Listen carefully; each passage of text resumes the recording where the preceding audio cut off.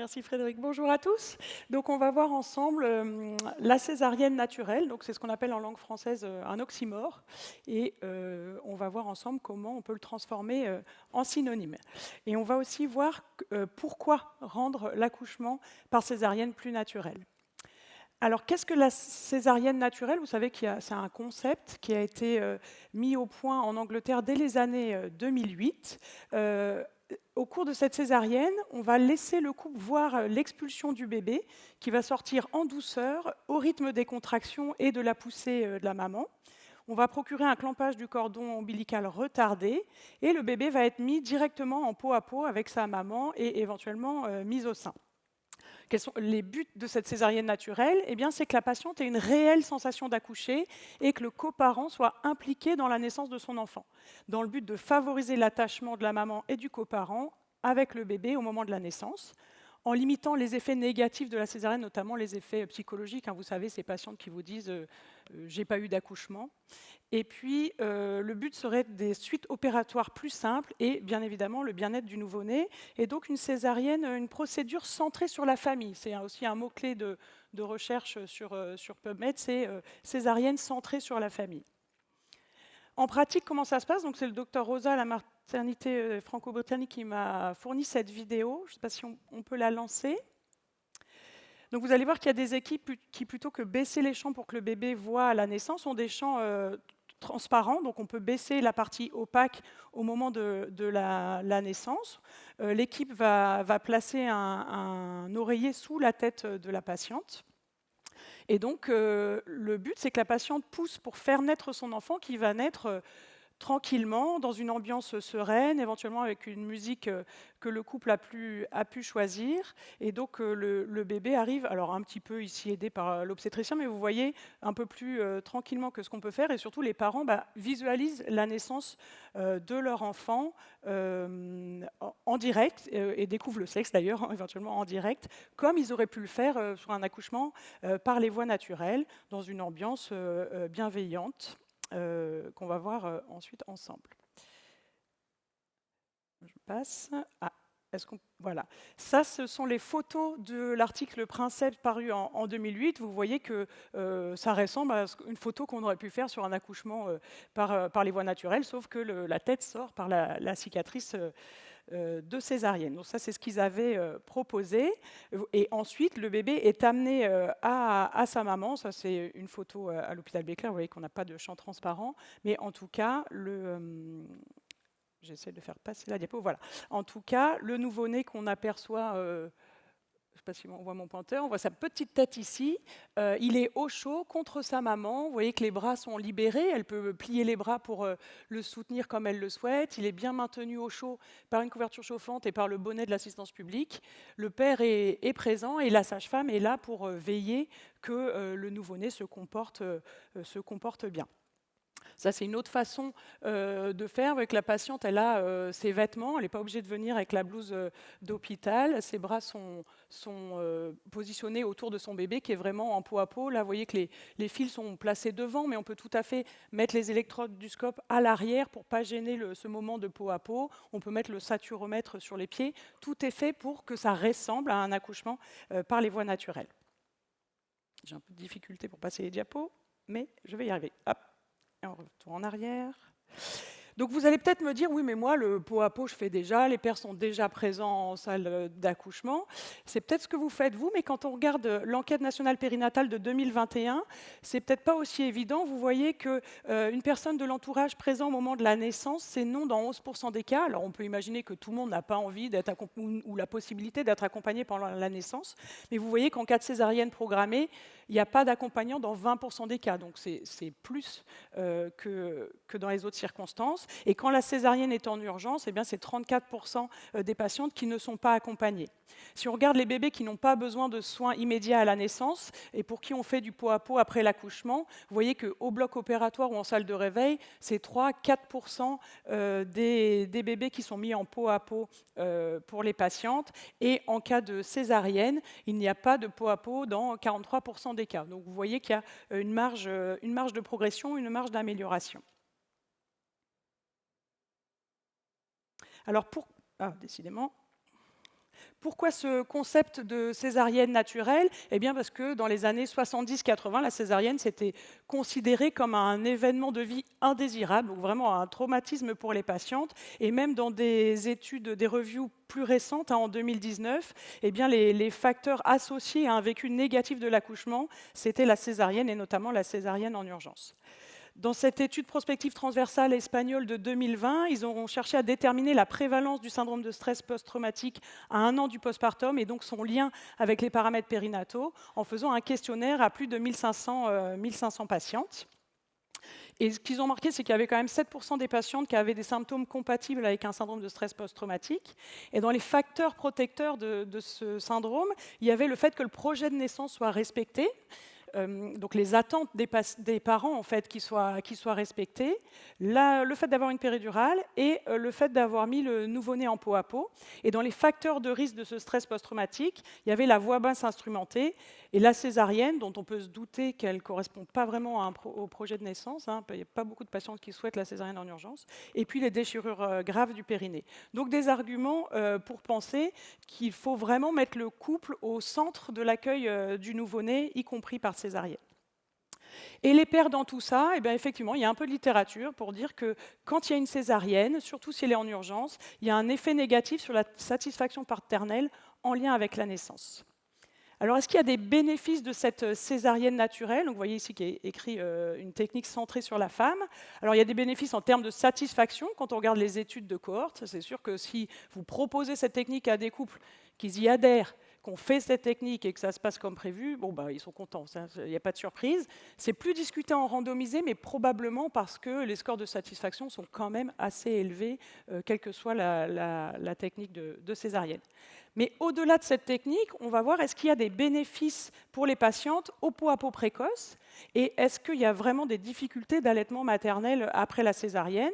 Est-ce qu'il y a un bénéfice à ce que les patientes soient accompagnées, à ce qu'elles soient réchauffées, au clampage tardif et une communication adaptée?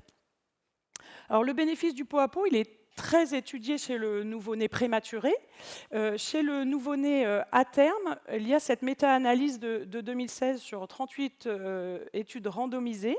Donc ce sont des études en petits effectifs de nouveau-nés à terme. Et ils ont regardé les bénéfices maternels et fétaux du pot à pot précoce. Précoce, ça veut dire dans les 10 premières minutes de vie.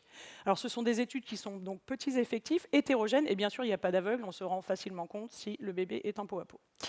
Eh bien, le bénéfice maternel, il n'est pas évident. Il y a des bénéfices sur l'allaitement, on va le voir, mais le bénéfice maternel propre, dans cette méta-analyse, ils n'ont pas rien retrouvé. Et en ce qui concerne le nouveau-né, il y aurait une meilleure stabilité cardio-respiratoire de ces nouveau-nés et une meilleure régulation de la glycémie. Donc le bénéfice, je vous disais, pour le pot à pot, il est sur l'allaitement principalement.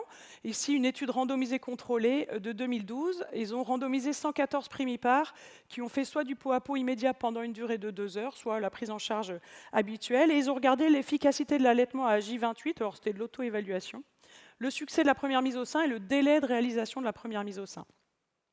Eh bien, il y avait une meilleure efficacité de l'allaitement à J28 dans le groupe qui avait eu son bébé en pot à pot pendant 2 heures, un meilleur succès de la première mise au sein et un délai de première mise au sein plus court pour ces bébés en pot à pot, qui étaient donc à terme.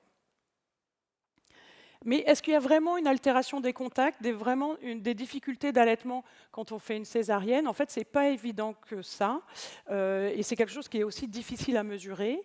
Dans cette étude de cohorte donc prospective sur 510 primipares, ils ont regardé les patientes avec une césarienne de convenance, les patientes qui avaient des césariennes programmées mais qui n'étaient pas du souhait maternel, et ils ont regardé les patientes qui avaient accouché par les voies naturelles, dont certaines ont finalement eu des césariennes en urgence.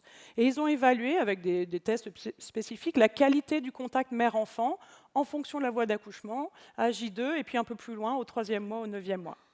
Et en fait, il n'y a pas de différence entre les groupes, il n'y a pas de différence en fonction de la voie d'accouchement, le contact est plutôt bon, et puis la constatation, c'est surtout que l'allaitement, c'est stressant pour tout le monde, c'est inconfortable pour tout le monde, et quelle que soit la voie d'accouchement. Alors, on a vu que dans la césarienne naturelle, on réchauffe la patiente et on réchauffe le nouveau-né. Il y a des études sur l'intérêt du réchauffement des patientes au cours de la césarienne. Donc, cette méta-analyse, c'est un réchauffement soit par la couverture, comme vous avez pu le voir sur les photos, ou bien le réchauffement des fluides pendant la césarienne. Et ils ont regardé les variations de température maximale et les outcomes maternels et néonataux. 13 études, 789 patients, donc c'est quand même pas beaucoup de patients pour une méta-analyse, mais ça montre que pour la mère, ça réduit les variations de température, les patientes ont moins de frissons, ça augmente leur confort thermique et ça diminue l'hypothermie.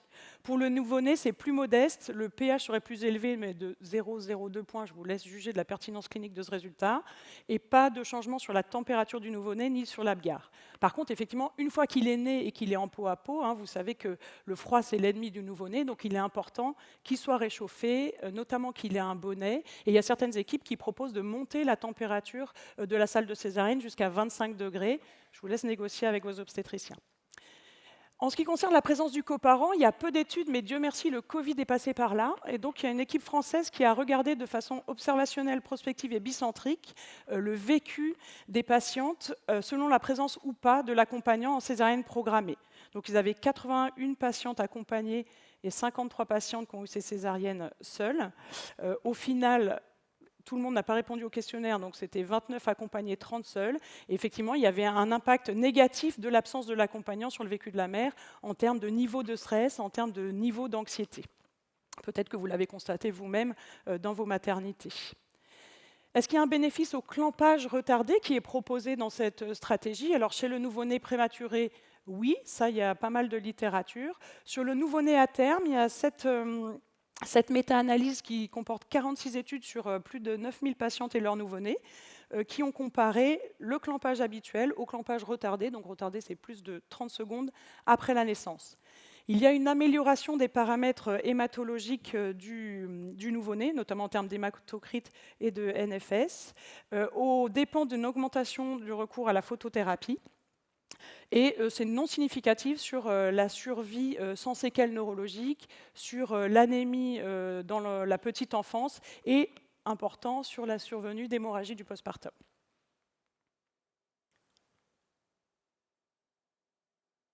En ce qui concerne la communication thérapeutique, donc on essaye au cours de la césarienne, mais probablement, si vous êtes présent sur les accouchements, vous le faites aussi, et c'est quelque chose qui se développe de plus en plus au bloc opératoire, en tout cas je l'espère, c'est de communiquer de façon positive et bienveillante avec la patiente, avec le couple, et peut-être que certains d'entre vous pratiquent l'hypnose ou l'hypnose conversationnelle, donc c'est de plus en plus développé dans les maternités, et j'ai trouvé cette étude intéressante dans le contexte de l'obstétrique.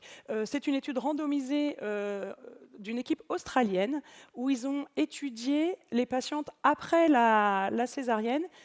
Soit ils leur parlaient d'échelle de douleur quand leur prise en charge, soit ils leur parlaient d'échelle de confort pour les évaluer après la césarienne. Donc ils ont randomisé 300 césariennes.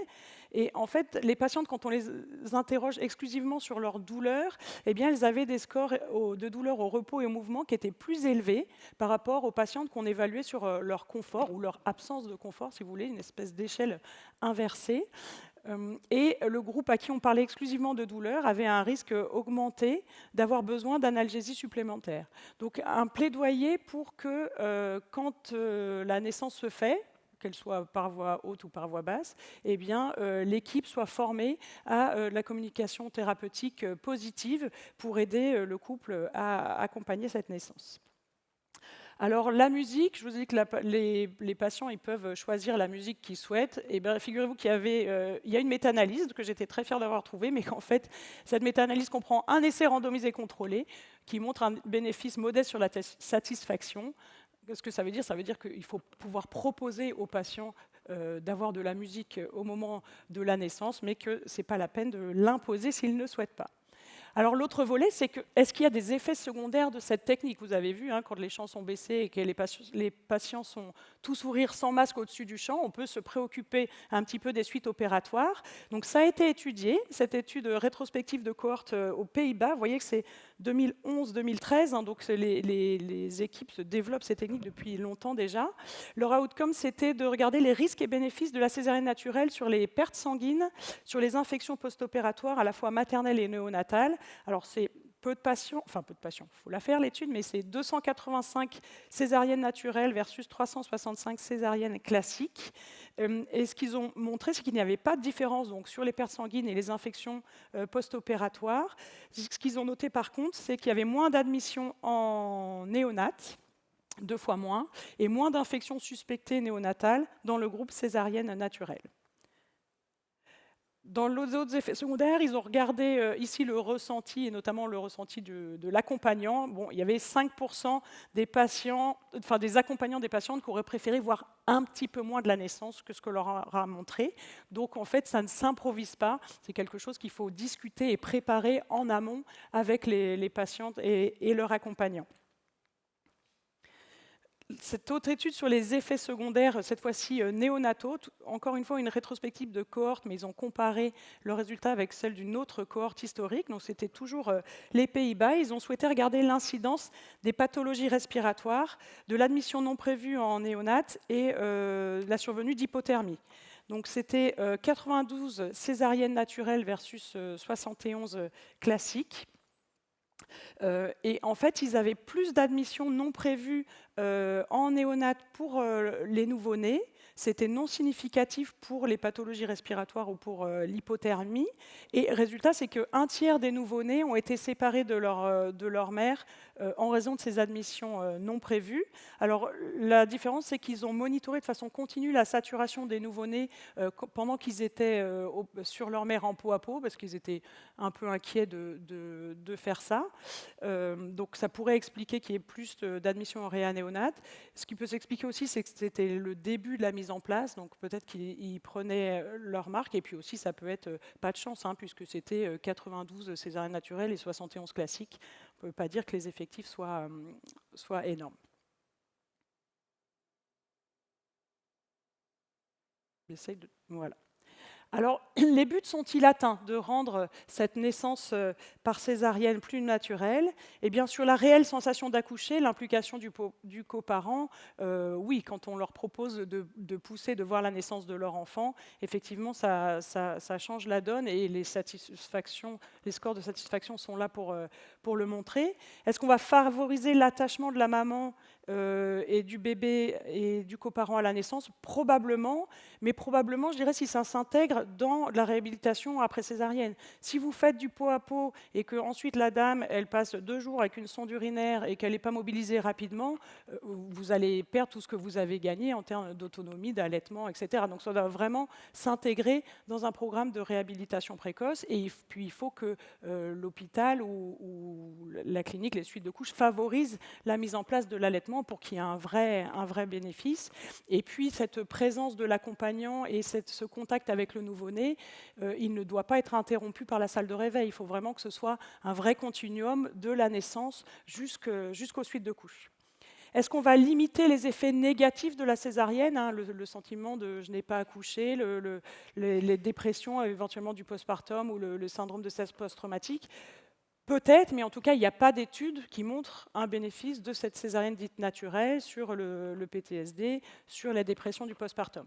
Est-ce que les suites opératoires sont plus simples? Il n'y a pas de données dans la littérature. On ne peut pas dire qu'il y ait moins de douleur, on ne peut pas dire que les patientes se mobilisent plus vite, ça n'a pas été étudié.